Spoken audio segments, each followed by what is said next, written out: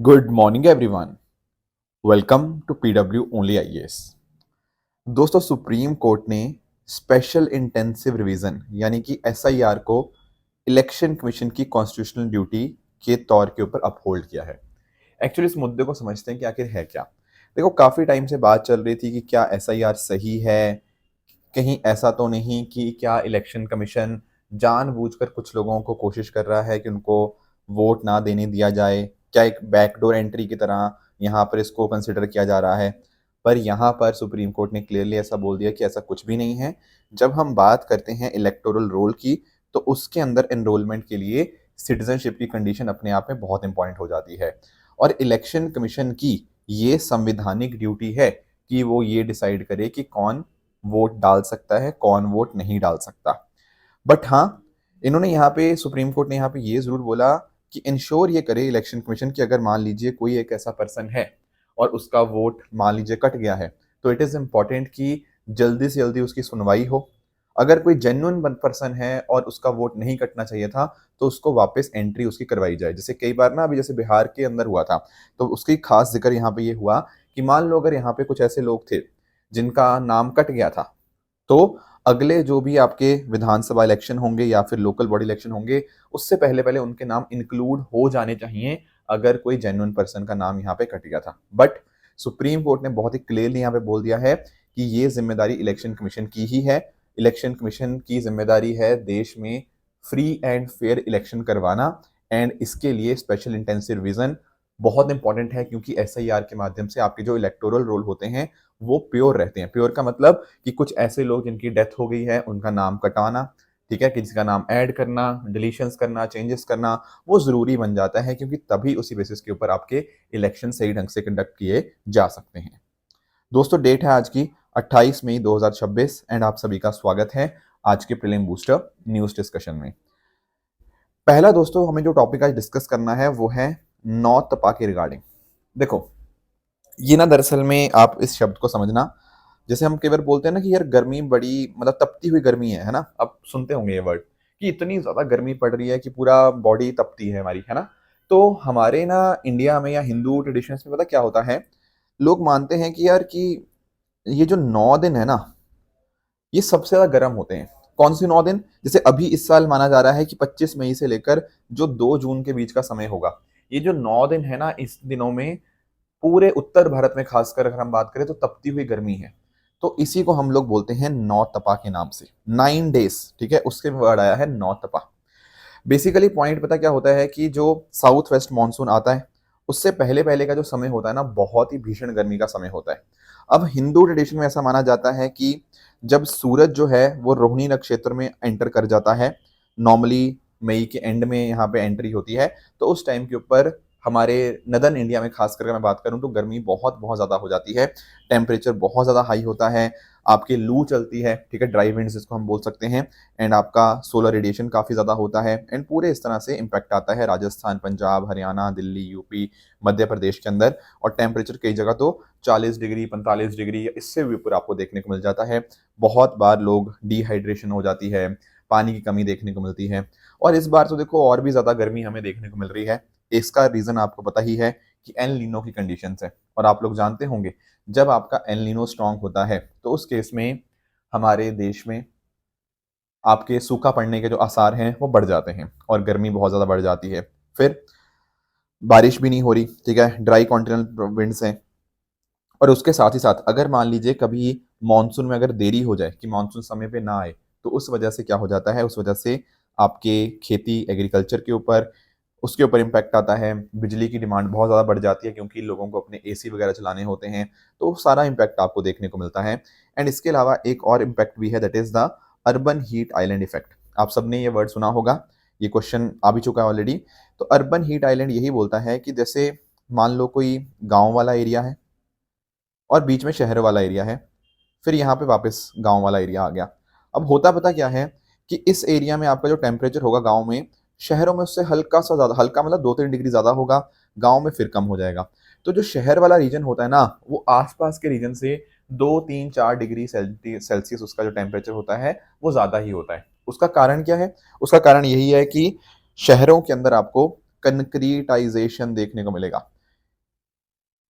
Green spaces ना के बराबर होती हैं, सब जगह कंक्रीट की चीज़ें बनी हुई हैं। उस वजह से क्या होता है कि टेम्परेचर बहुत ज़्यादा बढ़ जाते हैं। तो इनका इम्पैक्ट यही आता है कि लोगों को बहुत परेशानी आती है। जैसे मैंने बताया ना, लोगों को डिहाइड्रेशन हो जाती है, हीट स्ट्रोक आ जाते हैं, हार्ट वालों को और ज़्यादा दिक्कत आती है, एल्डरली पेशेंट्स को दिक्कत आती है, जिनको कहीं ना कहीं घरों से बाहर काम करना होता है, ऐसे वर्कर्स को बहुत ज़्यादा परेशानी फेस करती हुई देखने को मिल जाती है। बाकी अगर समय के ऊपर बारिश नहीं होती तो एग्रीकल्चर के ऊपर भी इम्पैक्ट आएगा। एंड लास्टली अगर हम बात करें हमारे एनर्जी और वाटर रिसोर्सेज की जो डिमांड है, वो भी आपको यहाँ पे इंक्रीज होती हुई देखने को मिल जाती है। तो जो वर्ड है ना नौतपा, आई होप इस वर्ड को आप यहाँ पे समझ पाए होंगे। आगे आते हैं दोस्तों, अगला टॉपिक हमारा है initiatives to strengthen MSME. MSME आप सब लोग समझते होंगे, जो लघु उद्योग हमें देखने को मिलते हैं, micro small and medium enterprises. अब इनके बारे में अभी करंट अफेयर क्या है वो मैं अभी आपको बताऊंगा, पर उसके पहले मैं आपको थोड़ा सा सिडबी के बारे में समझा देता हूँ। देखो, जिन्होंने इकोनॉमी मेरे से पढ़ी है तो हमने सिडबी क्लासेस के अंदर डिस्कस भी किया है। Small industries development bank of India. क्या है सिडबी? देखो, सिडबी दरअसल में आपका ऑल इंडिया फाइनेंशियल इंस्टीट्यूशन है, AIFI। अब होता पता क्या है कि भारत के अंदर 5 ऑल इंडिया फाइनेंशियल इंस्टीट्यूशन है।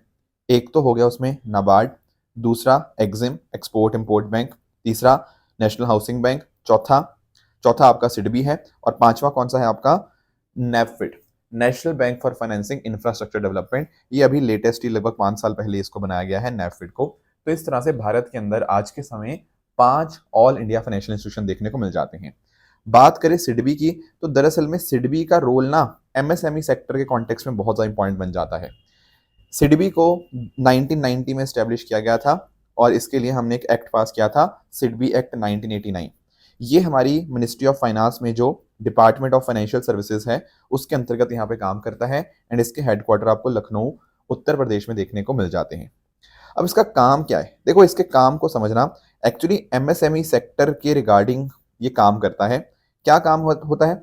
एक तो देखो, इसका काम ये है कि हम चाहते हैं कि ऑन्टरप्रनोरशिप यहाँ पे बेहतर हो। आपके गाँव के अंदर भी माइक्रो स्मॉल मीडियम एंटरप्राइज में यहाँ पे ऑन्टरप्रनोरशिप वहाँ पे निकल के आए। फिर कहीं पैसों की कमी हो तो उसको यहाँ पे मैनेज करना कैसे करता मैं अभी आपको समझाऊंगा। एंड उसके साथ ही साथ यहाँ पर इसका काम डेवलपमेंट एंड कोऑर्डिनेशन का भी होता है। कुछ बातें आपको एग्जाम पर्सपेक्टिव से पता होनी चाहिए। वो ये है कि सिडबी जो है ना, वो इनडायरेक्ट लैंडिंग भी करता है एंड डायरेक्ट लैंडिंग भी करता है। सवाल आता है सर इसका अंतर क्या है इनडायरेक्ट और डायरेक्ट का? देखो, एक तो पता क्या तरीका है कि सिडबी क्या करे, सिडबी आपका पैसा दे आपके बैंकों को, आपके एनबीएफसी को, और ये आगे क्या करें, ये आगे जो भी एमएसएमई है उनको लोन दे। अब अगर ऐसा लोन दिया जाएगा ना, तो सिडबी ने इनडायरेक्टली लोन दिया, इसको बोलते हैं इनडायरेक्ट लेंडिंग या फिर रीफाइनेंसिंग। बट एक दूसरा तरीका भी होता है, दूसरा होता है कि इसने डायरेक्टली लेंड कर दिया, मतलब सिडबी ने डायरेक्टली एमएसएमई को लोन दे दिया, तो उसको हम बोलते हैं डायरेक्ट लेंडिंग। तो दोनों प्रकार की लेंडिंग सिडबी के द्वारा यहाँ पे करी जाती है, ये बात आप ध्यान रखेंगे। इसके अलावा अगर मैं बात करूं तो सिडबी का एक इंपॉर्टेंट काम क्या है? Equity and venture capital, the startup track. देखो, हुआ पता क्या है, सिडबी मतलब हमारी सरकार ने ना एक फंड बनाया था जिसका नाम है फंड ऑफ फंड्स। इसको मैनेज कौन करता है? सिडबी। क्या होता है फंड ऑफ फंड्स? होता पता क्या है, एक फंड बन चुका है, ठीक है, अब आगे ये अलग अलग फंड के अंदर पैसा डालेगा, ठीक है, और ये आगे जो फंड होंगे ये आगे अपने एमएसएमईज और आपके इस तरह से जो स्टार्टअप्स वगैरह के अंदर पैसा लगाएंगे।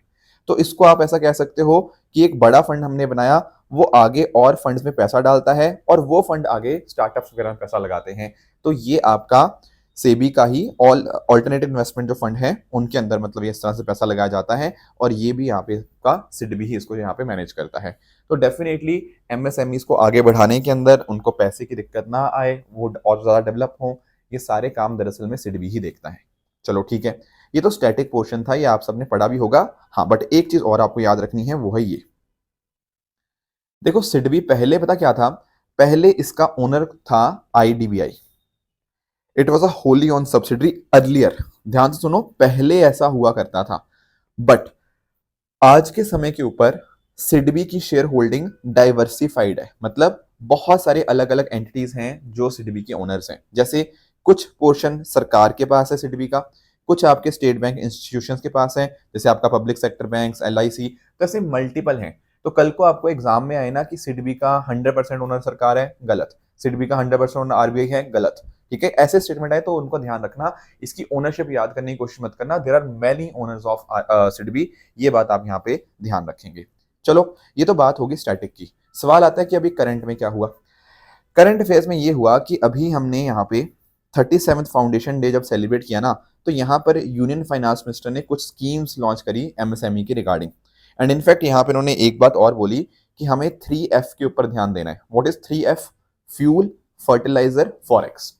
क्यों? क्योंकि देखो अभी वेस्ट एशिया के अंदर क्राइसिस चल रहा है, और ये जो पूरा स्टेट ऑफ हॉर्मूज का ब्लॉकेज, इन सब से क्या हुआ है, हमारे यहाँ तेल की कमी है ना, कच्चा तेल जो हो गया, फर्टिलाइजर्स की दिक्कत आ रही है, और इनको हमें मंगाने के अंदर बहुत ज्यादा हमारे फॉरेक्स भी यहाँ पे जा रहे हैं। तो ये 3F बहुत बहुत ज्यादा इंपॉर्टेंट हो जाते हैं। बाकी देखो, पहले मैं एमएसएमई की इंपॉर्टेंस बता देता हूँ, फिर स्कीम्स पे आऊंगा कि क्या क्या स्कीम्स लॉन्च करी गई। तो देखो, एक चीज तो अंडरस्टैंड ये करो कि अगर आप बात करोगे ना ये लघु उद्योग की, माइक्रो स्मॉल मीडियम एंटरप्राइज की, ये बहुत ज्यादा इंपॉर्टेंट बन जाते हैं। जैसे देश भर में लगभग 8.5 करोड़ एंटरप्राइज है एमएसएमई।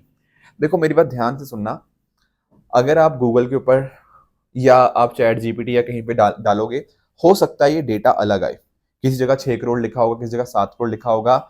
मैं आपको जो डेटा बता रहा हूं, ये एमएसएमई मिनिस्ट्री की वेबसाइट से लेटेस्ट डेटा आपको बता रहा हूं। तो अगर आप गूगल पे सर्च कर रहे होंगे, आपको पुराना डेटा वो आपको देगा, वो नंबर्स अलग होंगे। ये डेटा कौन सा है? जो एमएसएमई की वेबसाइट में एमएसएमई डैशबोर्ड पे आप जाना, एग्जैक्ट आपको ऑफिशियल सोर्स का मैं आपको डेटा बता रहा हूं। ठीक है, तो 8.5 करोड़ के आसपास भारत देश में आपको एमएसएमई देखने को मिलते हैं, जो कि रोजगार देते हैं 37 करोड़ से भी ज्यादा लोगों को। फिर से मैं कह रहा हूं, ये डेटा अपडेटेड वाला डेटा है।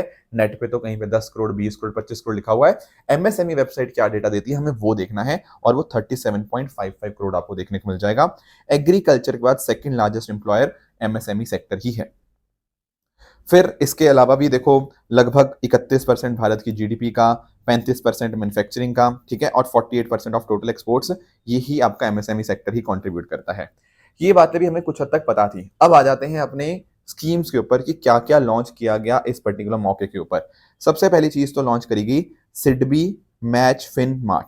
मैच फिन मार्ट कह लो या मशीनरी पोर्टल कह लो। अब इसका मतलब क्या है? देखो, मान लेते हैं कोई एमएसएमई है और उसको कुछ खरीदना है, कोई मशीनरी खरीदनी है या अपग्रेड करनी है।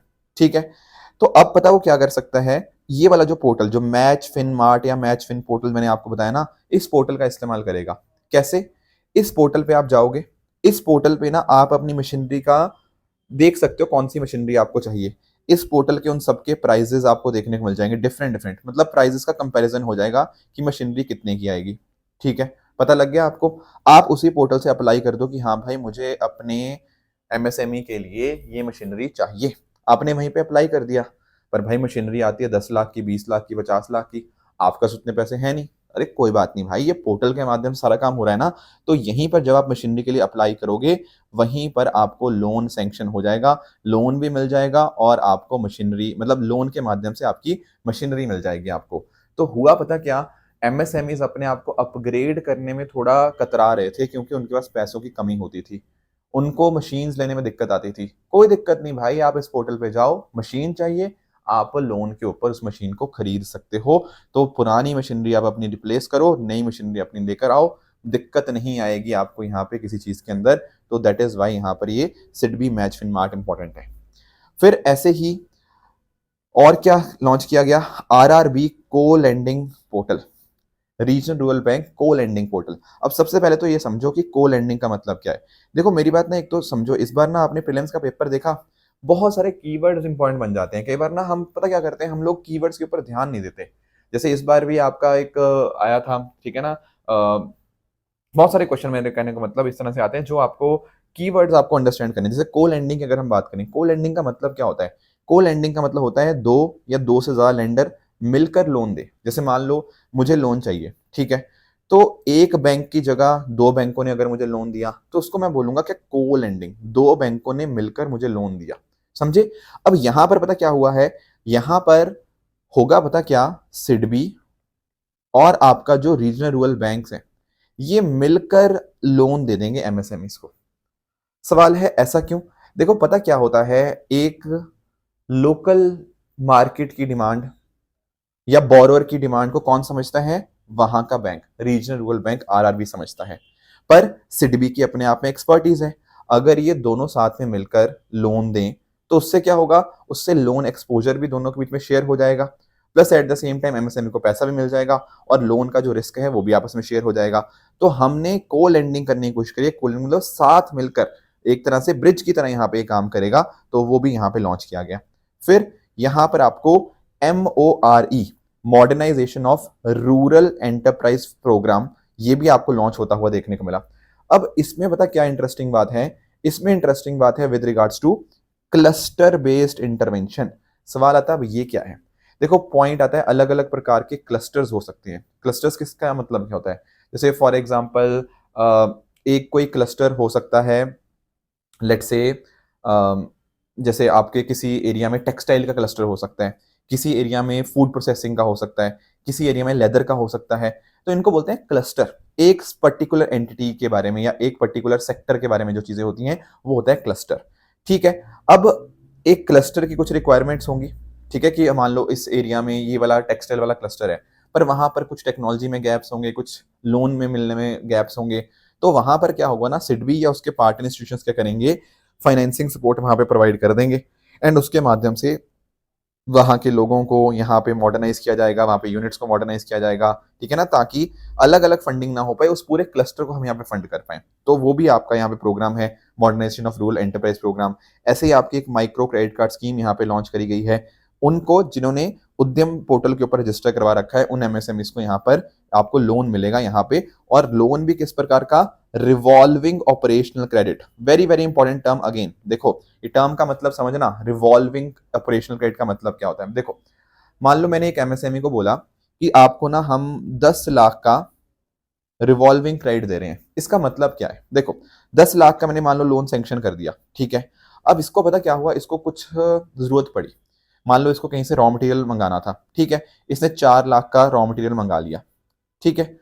अब रॉ मटेरियल मंगा लिया 4 लाख का, फिर महीने बाद इसने रॉ मटेरियल को प्रोडक्ट में कन्वर्ट किया एंड सामान बेच दिया एंड इसको पैसे मिल गए। अब देखो यार, इसको लोन मैंने सैंक्शन किया था 10 लाख का, इसमें से इसने 4 लाख का इस्तेमाल किया एंड बाद में इसने वापस रीपे कर दिया। अब अगली बार ये फिर से 10 लाख रुपए तक का लोन ले सकता है, अप टू ₹10 लाख। तो मतलब आप अपने क्या कर सकते हो, आपकी एक लिमिट है, उस लिमिट के अंदर आप लोन लो, वापस कर दो, वापस पूरी लिमिट आपकी हो जाएगी। समझे मेरी बात को? तो ये एक बार लोन नहीं है, ये चलता रहता है। ठीक है, रिवॉल्विंग क्रेडिट है, ये रोटेट होता रहता है। आपको पैसों की जरूरत है, आप लोन आपके पास सैंक्शन है, उसमें से लेते रहो, फिर वापस करते रहोगे, वापस पूरी लिमिट बन जाएगी। इस तरह से ये काम करता है। ठीक है ना। तो डेफिनेटली ये सारे जो चीजें हैं इससे बहुत फायदा होगा। सिडबी का रोल भी अब मार्केट मेकर की तरह यहाँ पे हो जाएगा और भारत का जो विकसित भारत का सपना है उसको इंश्योर करने के लिए इनिशिएटिव्स जो हैं ये बहुत ज्यादा हेल्प यहाँ पे कर सकते हैं। आगे आएंगे दोस्तों, अगला टॉपिक हमारे सामने है वर्ल्ड योगासना चैंपियनशिप 2026। अब इसको समझते हैं कि आखिर इस चीज का मतलब क्या है। देखो आप सब लोग योग के बारे में तो जानते ही होंगे, योग आसन भी आप समझते होंगे। पॉइंट बता क्या है कि देखो हम चाहते हैं कि योग को भी हम एक स्पोर्ट्स की तरह और आगे चल के प्रमोट करें एंड उसके लिए पता क्या किया गया है, एक चैंपियनशिप यहाँ पे होने जा रही है, पहली बार ऐसा होगा। ठीक है ना।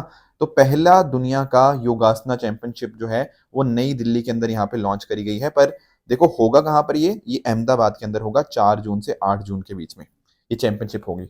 अब इसमें क्या देखा जाएगा? देखो अलग अलग योगासन, जैसे आपने ट्रेडिशनल योगासन, एथलेटिक योगासन, रिदमिक, आर्टिस्टिक, बहुत सारी अलग अलग कैटेगरीज हैं।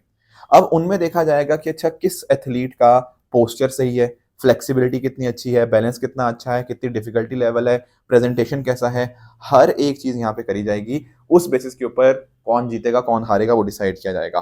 तो दुनिया में पहली बार इस तरह से एक ग्लोबल चैंपियनशिप हो रही है योग आसन के साथ यहाँ पे जो लिंक है। तो भारत में हो रही है, डेफिनेटली बहुत ज्यादा इंपॉर्टेंट बन जाता है। यहाँ पर आप पिक्चर देख पा रहे होंगे, दरअसल में नई दिल्ली के अंदर हमने इसका मैस्कॉट जो होता है ना वो रिलीज किया। मैस्कॉट क्या है? ये मैस्कॉट है वीरा या Veer, not Veera, Veer, Veer the lion. ठीक है, वीर द लॉइन, ये है इस बार योगासन चैंपियनशिप का जो मास्कॉट है। ठीक है। और इसमें लगभग 75 कंट्रीज यहाँ पे पार्टिसिपेट कर रही हैं, जैसे आपका Uganda, Zambia, Sri Lanka, Nepal, Kenya, Japan, Oman, ऐसे बहुत सारे देश यहाँ पे पार्टिसिपेट कर रहे हैं। टोटल 75 देश यहाँ पे पार्टिसिपेट कर रहे हैं। इसके फायदा यही होगा कि अब योग आसन को भी आप एक स्पोर्ट्स की तरह यहाँ पे आप प्रॉपर्ली देखेंगे एंड आगे जाके हो सकता है ये ओलंपिक्स में भी एड ऑन हो। आगे आएंगे दोस्तों, अगला टॉपिक हमारे सामने है वर्ल्ड हेल्थ असेंबली 2026 के बारे में। तो सबसे पहले तो एक काम करते हैं, वर्ल्ड हेल्थ असेंबली को समझ लेते हैं। देखो WHO तो आप समझते ही होंगे, वर्ल्ड हेल्थ ऑर्गेनाइजेशन, उसी की हाईएस्ट डिसीजन मेकिंग बॉडी कौन सी है? World health assembly. यहाँ पर जितने हमारे 194 मेंबर स्टेट्स हैं उन सबके डेलीगेशंस होते हैं, वो साथ में मिलते हैं, WHO के बजट को अप्रूव करते हैं, WHO के डायरेक्टर जनरल को अपॉइंट किया जाता है, दुनिया भर के अंदर क्या हमारी प्रायोरिटीज होनी चाहिए उनको देखा जाता है, और इस तरह से WHO कॉन्स्टिट्यूशन के अंतर्गत जो भी एग्रीमेंट्स और कन्वेंशंस हैं उनको यहाँ पे अडॉप्ट भी यही करते हैं। तो साल में एक बार ऑर्गेनाइज होती है WHO के द्वारा इन द जिनेवा, स्विट्जरलैंड। अब इस बार भी हुई, ठीक है। तो पिछले सालों के अंदर भी देखो बहुत सारी अलग अलग चीजें हो रखी हैं जो पुराने एग्रीमेंट्स है, तो उनके बारे में डिस्कस करेंगे। बट इस बार क्या हुआ वो हमारे लिए इंपॉर्टेंट है। देखो इस बार की असेंबली में कई इंपॉर्टेंट फैसले लिए गए, पर एक बहुत इंपॉर्टेंट जो फैसला आपको यहाँ पे याद रखना है वो है with regards two stroke. Point आता है कि स्ट्रोक क्या होता है। देखो स्ट्रोक की जब हम बात करते हैं ना, यहाँ मैं दिमाग की स्ट्रोक की बात कर रहा हूँ। होता पता क्या है कि अगर ब्लड सप्लाई दिमाग के किसी हिस्से में जानी बंद हो जाए, या ब्लड वेसल आपके ब्रेन के अंदर फट जाती है, बस्ट हो जाती है, तो उसको हम बोलते हैं स्ट्रोक। ब्रेन सेल को ऑक्सीजन नहीं मिलता, वो ब्रेन सेल्स वहां पे मरने लग जाते हैं, उसी को बोला जाता है स्ट्रोक। अब आज के समय पता क्या हो गया है, ये जो स्ट्रोक है ये बहुत ज्यादा बड़ा कारण बन रहा है दुनिया भर के अंदर, बहुत सारी डेथ्स का, बहुत सारे लोगों डिसेबल होने का, पैरालिसिस का। It has become a very big problem for the entire world. And इसीलिए इस वर्ल्ड हेल्थ असेंबली के अंदर स्ट्रोक को पब्लिक हेल्थ प्रायोरिटी यहाँ पे रिकॉग्नाइज किया गया कि देखो इसके लिए यहाँ पे हमें काम करना पड़ेगा, इसको रोकने के लिए, लोगों को रिहेबिलिटेशन के लिए, लॉन्ग टर्म सपोर्ट सिस्टम के लिए हमें यहाँ पे स्ट्रोक के रिगार्डिंग और काम करने की यहाँ पे जरूरत है। एक तो ये बहुत बड़ी बात थी। इसके अलावा global action plan on anti microbial resistance 2026 से 2036, ये अगले 10 साल हमें AMR को रोकने के ऊपर काम करना पड़ेगा। AMR आप समझते होंगे, एंटी माइक्रोबियल रेजिस्टेंस, कि जब आपका माइक्रोब है, आप दवाई खा रहे हो पर माइक्रोब के ऊपर कोई उसका इफेक्ट ही नहीं पड़ रहा, उसको बोलते हैं कि जो माइक्रोब है वो रेजिस्टेंट हो चुका है, तो उसको रोकने के लिए हमें यहाँ पे काम करना होगा। तो वहां पर human, animal, environmental health sector के ऊपर सब में हमें काम करने की जरूरत है।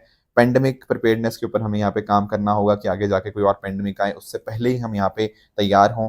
फिर हमारे जो इंटरनेशनल हेल्थ रेगुलेशंस हैं IHR 2005, उनको हम और स्ट्रेंथन करेंगे, ठीक है ना, ताकि early warning system, emergency response, health cooperation, ये सारी चीजें बेहतर हों। फिर जो हमारी नॉन कम्युनिकेबल डिजीज हैं जो एक इंसान से दूसरे इंसान में नहीं फैलती, वो नंबर्स बढ़ते जा रहे हैं, तो उनके लिए भी हमें यहाँ पे ट्रेनिंग वगैरह अपने लोगों को देनी पड़ेगी, प्रॉपर इंफ्रास्ट्रक्चर हमें यहाँ पे बढ़ाना पड़ेगा। एंड इसके अलावा हमने जो वर्ल्ड हेल्थ असेंबली 77 रेजोल्यूशन था उसको हम यहाँ पे सपोर्ट करेंगे, ठीक है ना।